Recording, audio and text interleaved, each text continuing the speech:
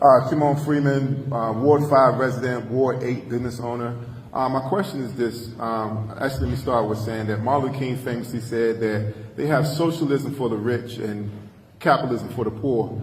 How are we justifying giving up development rights around the stadium, I believe 100% of it, to billionaires for $1 when a lot of people are struggling with rent? I think the DMV had the largest rent increase in the entire nation in 2023. That's a report by quite reputable.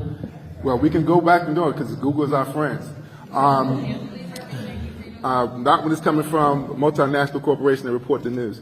As I was saying before I was kindly interrupted, is that we have to justify the fact that people like Stanley Mays, a reputable business owner, longtime business resident, who has been fined $200,000 in having a second home for vacant tax fines. But we're giving billionaires land for $1.